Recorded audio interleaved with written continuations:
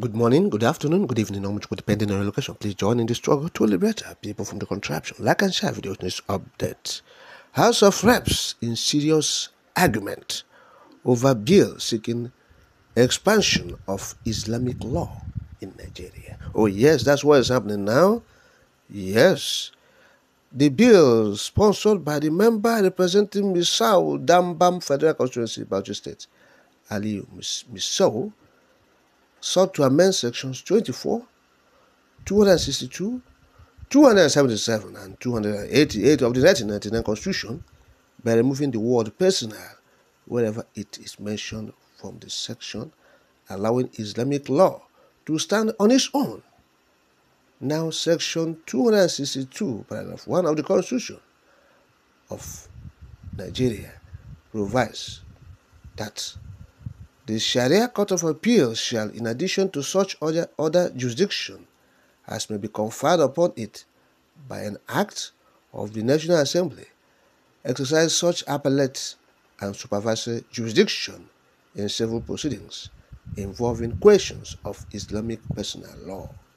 Now, leading the debate on the general principles of the bill, the People's Democratic Party lawmaker noted that the inclusion of the word personal after Islamic restricts its application, particularly in Islamic commercial laws. That's what he's saying.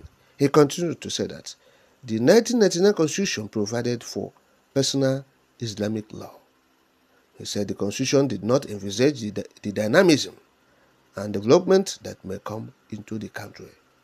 He said, for instance, in 2023, the Constitution did not foresee that the advent of Jaiz Bank, which operates under commercial Islamic law. Now he called for the removal of the word personal in the interest of Islamic commercial law and Islamic international law, among others. Now, during the debate, the Northern lawmakers had a soft spot for the proposed legislation, yes, but they met stiff opposition from their southern counterparts. In his contribution, the member representing Ahoda East, Abua Odua Federal Constituency, Rivers State, opposed the bill, stating any amendment to the sections would expand the application of Islam law beyond the personal matters envisaged by the drafters of the 1999 Constitution. He said, the application is that if the word personal is removed, Islamic law would have broader implications. The word personal was put there for a reason. Now, on his part, the lawmaker representing Wudil Gako Federal Constituency, Kano State, Abdul Hakim Ado, argued in favor of the bill as expected. He stated that Islamic commercial law needs to be sustained. Now, the duo of Saidu Abdullahi and Ahmed Satomi from Niger and Borno states, respectively, supported the proposed bill, or law as the case may be. Now, the trial of Jonathan Gaza, Ademorin Kuye, and Awaji Inombek Abiante from Nasarawa, Lagos, and Rivers states, respectively, kicked against the proposed legislation. Also speaking, a lawmaker from Osun State, Bamidele Salam, a PDP lawmaker, opposed the bill and called for restraint in matters of religion, given Nigeria's secular state status. He said, quote, as students of history, we all know the background of this particular section during the various constitutional assemblies of 1979, 1989, and 1999. The drafters of the Constitution were highly sensitive to religion. At the 1979 Constitutional Assembly, this particular session was very contentious until the military intervened to halt further debate, stating that the application of Islamic law would be restricted to personal matters like estates. We must be careful with any changes to the Constitution that could further widen divisions in Nigeria. In any case, the matters my colleague seeks to address are already covered by existing laws. End of quote. Oh yes. Now, when it was subjected to a voice vote, the majority of the lawmakers present at the plenary section rejected it. So this is what is happening now. Yes, at the National Assembly, the Northerners, the Muslims, they are seeking expansion of the Sharia law. Yes, expansion of the Sharia law, not personal again as stipulated in the Constitution, to restrict it. He said the word personal, the Northerners or the Muslim from the North who argued in favor of their bill, yes, about the expansion of the Islamic law, argued that the word personal in the Constitution restricts the expansion of the Sharia law or Islamic law. And what are we not talking about? These are the things we are saying.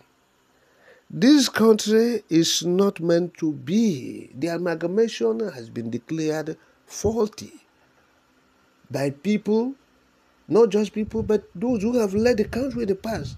The Sadwanas, the Awolowos, they have all said it. They said it's mere geographical expression. There's nothing like nationhood in it. Okay? Since 1960, the march to nationhood started. Where are the country? Yes. Where? You see, they're still wobbling, still finding their feet in the area of nationhood. People cannot come and say, oh, they are Nigerians. They will tell you, oh, they are Hausas. Oh, they are, Yorubas. Oh, they are, Igbos. To tell you they are not one people. They have not, even since 1960 up to this moment, they have not actually, come to realization and imbibe that attitude of, oh, we are one country. Oh, yes. So, the leaders, they are the problem, they are the major. They know it. But they have just been there because it's benefiting them. Yes. They know the truth. They are the ones even doing it more. They are the people that will lead the country to nationhood. They will come and tell you, I'm Kanuri. Oh, yes. I'm Efik. Oh, yes. That is it. I'm Idom. I'm a thief, man. So to say they are Nigerian. So who is a Nigerian? Nobody is a Nigerian. So nobody claims to be Nigerian. Nobody wants to identify with Nigeria. So what's the essence of all these things? People are, oh, we're one country. We're one Nigeria. Forcing together. Because leaders are fishing in troubled waters. They don't want to say the truth. But by actions, they're displaying it. But they don't want to admit that, look, this is the reality. Let's call a spade by its name. And let people go their separate ways. We are not one. We are not meant to be one. It was just because of administrative convenience of the British or government then. Okay. So every day this thing is rearing its head. Okay? It's coming up every day, showing itself. The fault lines are there. They have been widened. They have been, showcased, and they're coming to limelight on a daily basis. The gulf is widening to show that, look, you guys are supposed to do something with your life. Yes, the Biafrans are leading in that direction to tell the world, like, look, something has to be done for people in this part of the world called Nigeria to move forward, to be better in their lives. And that's why if the United Nations, if the world, they are sincere about peace, they are sincere to see other human beings advance. If they are sincere to better the cause of the world, of all people in the world, of all sections in the world, of the humanity, they're supposed to look into the issue of Nigeria. Yes. Because as it continues to wobble like this, if it continues to go like this, if the country continues like this the next 100 years, it will be worse. In the area of insecurity, killings and everything, where there's no war being declared, no civil war going on, but people are suffering and dying more than in a country where you have full-fledged war or full-blown war. Okay? The suffering, the hardship, the hunger, every day they are coming for interventions. United Nations will declare, you have over 30 million people, okay? 30 million people that they risk, poverty, hunger, diseases in Nigeria, whereas there's no war going on. No full-blown war. Yes. They will come and they say they are making intervention out of school children, over 40 million in a country where there's no war. UNICEF will say it. Say, there are many children in Nigeria have the highest numbers of out of school children in sub-Saharan Africa. This, that. So what are the causes? Because the country is not moving forward. It's backward. It's regression.